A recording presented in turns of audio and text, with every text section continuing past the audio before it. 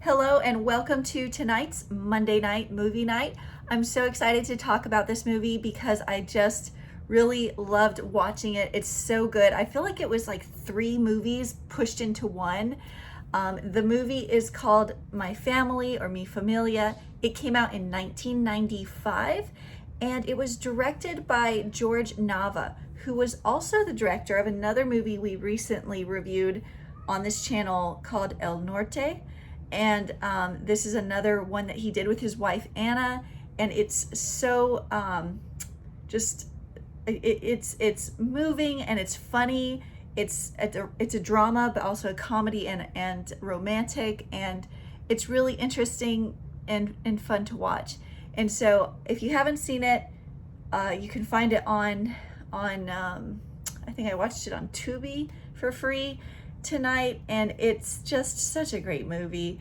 And the actors and actresses are so wonderful. It's got a really packed cast of actors and actresses as the characters.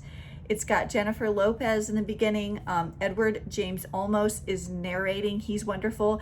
There's another actress who has been in, this is now the third movie she's been in that I've reviewed on this channel in the last month during this this set of movies I've been watching in honor of Hispanic Heritage Month. So if you notice, if you've been watching, put in the comments the actress if you know who I'm talking about, if you recognize her, because this is the third movie she was in that we've watched and talked about, and she's great. She's such a great actress. She's in a lot of movies. But before we get started tonight, I really wanted something sweet, so I went with peaches.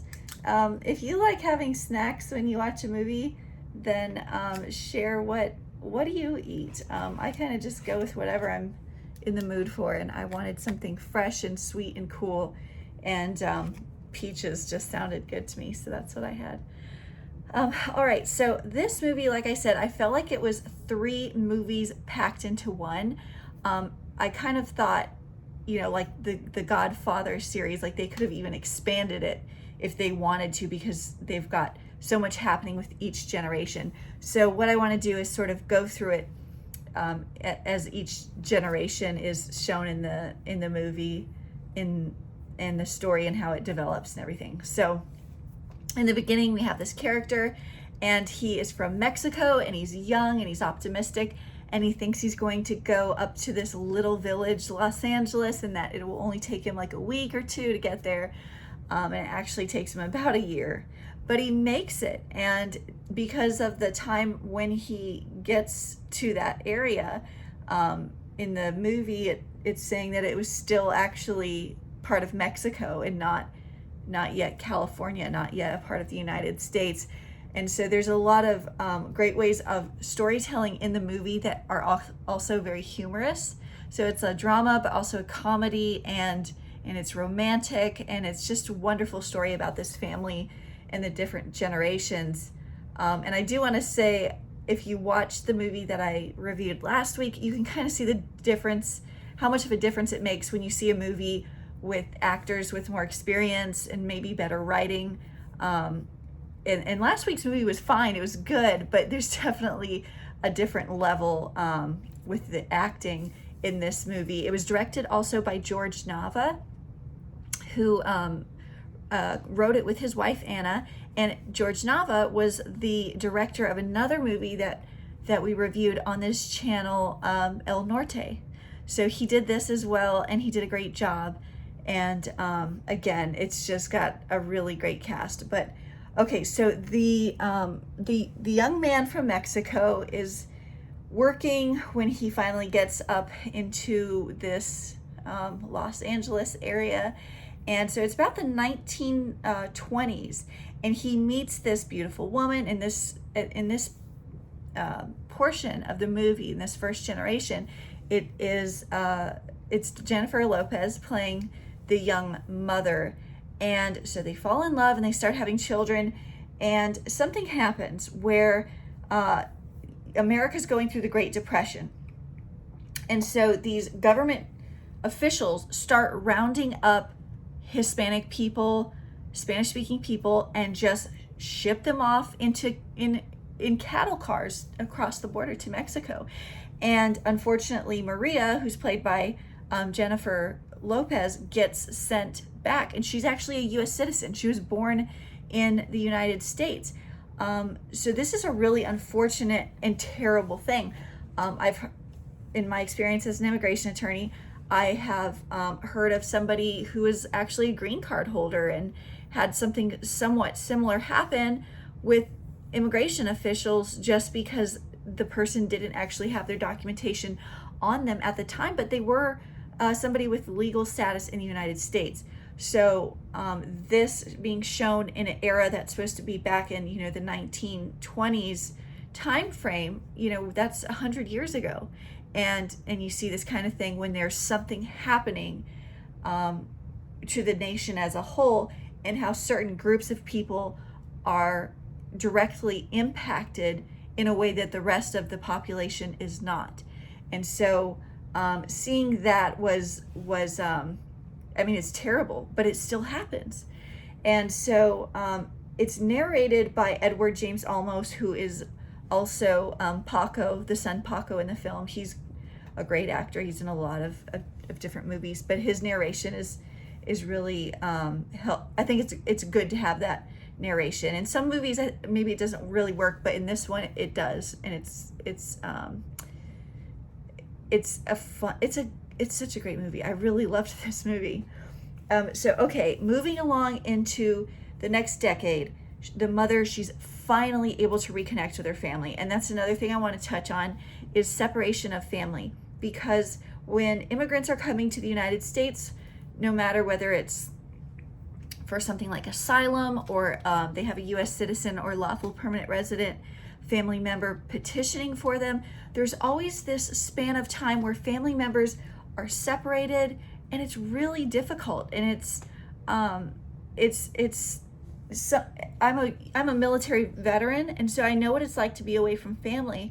And unfortunately, unlike in the military, where you generally know when you're coming back to be with your family and be reunited, a lot of immigrants don't really know what the end point is. When are you going to be reunited with your family? And that's so hard to not have any kind of definite answer. And so in this situation where Maria gets sent back to Mexico, she's there for quite a while, and she's pregnant too.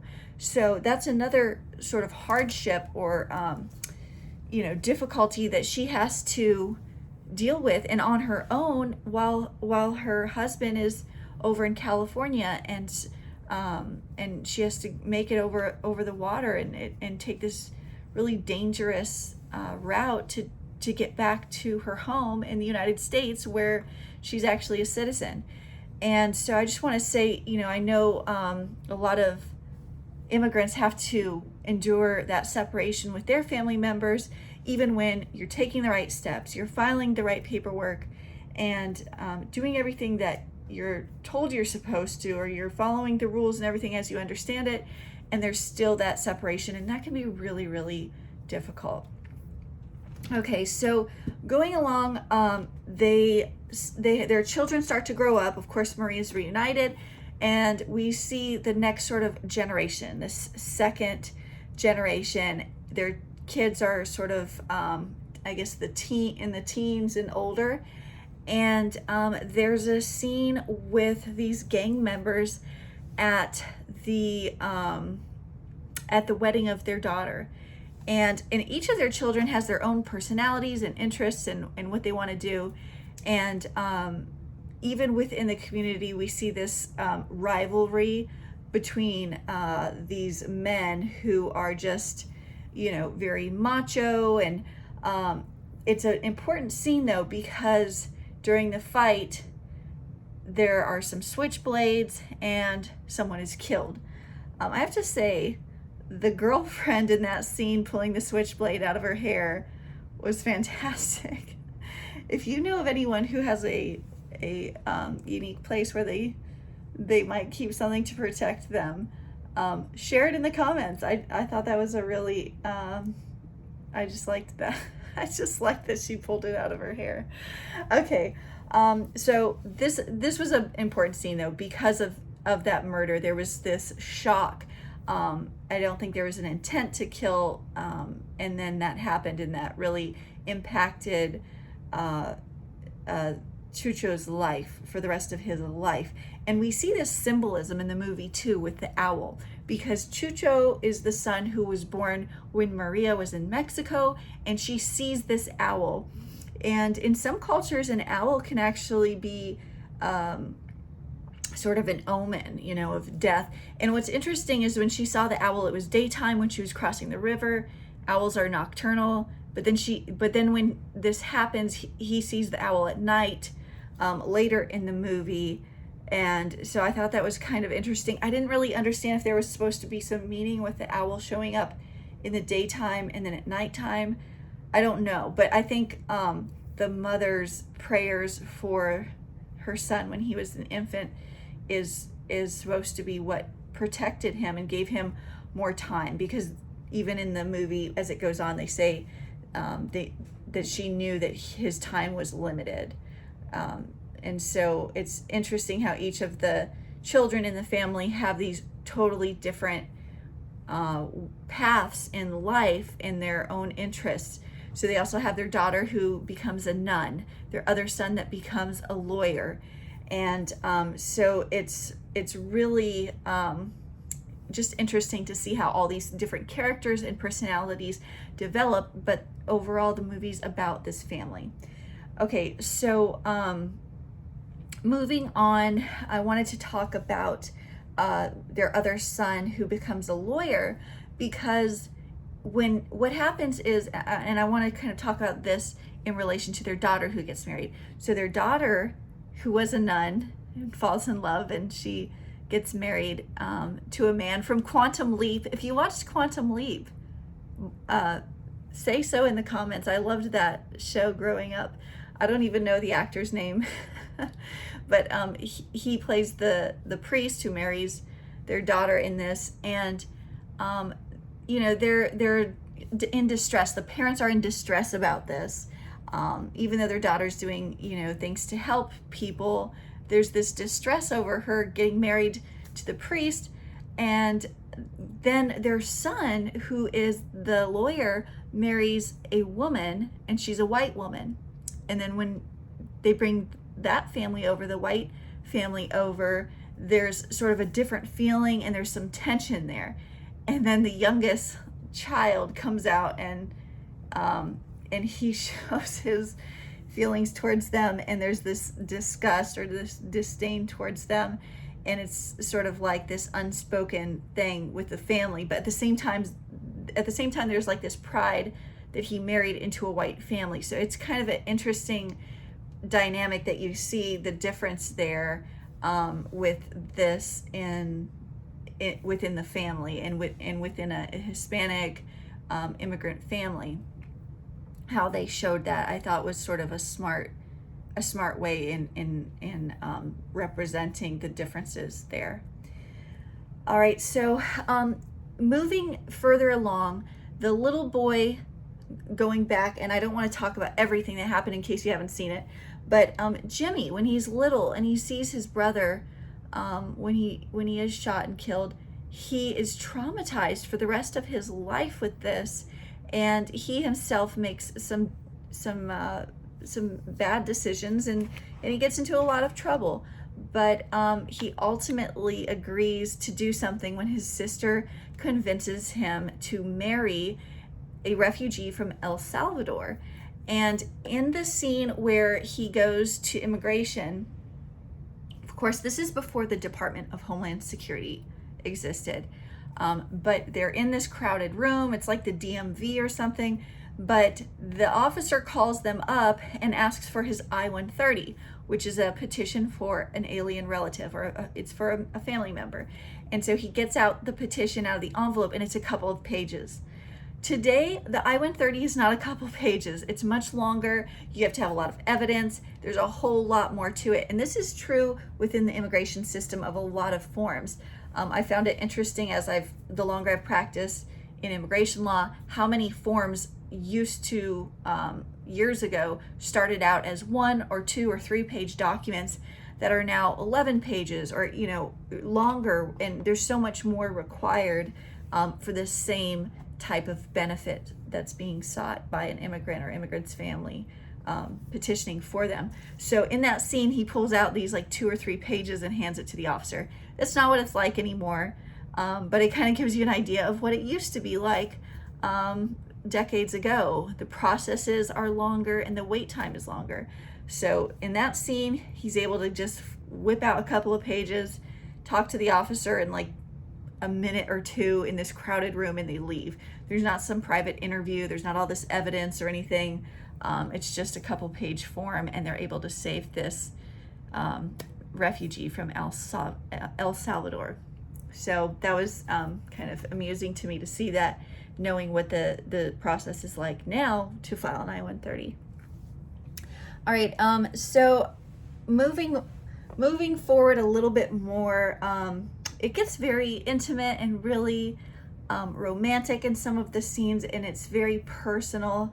And the movie actually flows really well from being serious and then having some humor and romance and being dramatic, and I just loved how the story moved along, and the family is central to the story the entire time. So they get along further as the family really, I guess, is growing and moving in different ways. And I noticed too in the scenes, the home that they live in seems to be growing. There's new paint on the walls, and so it's like as the family is growing, the home is growing too. And I really loved that about the movie as well. A lot of color and life in each of the scenes, and it's just a sort of joyous depiction of this immigrant family in Los Angeles. I think I've kind of talked about all the things I wanted to. It seems like there's some other little layers of stories mixed in that could probably be expanded more, but then the movie would go on for hours and hours, and it would have to be, you know, like a trilogy or something like the Godfather series, which we will get into later this year, by the way. But if you have some thoughts or you love this movie like I do, share your comments. I'd love to know any little facts or information that you might know that I didn't talk about here. And I hope to see more views next week. Thank you to my subscribers. And that's all I've got for tonight.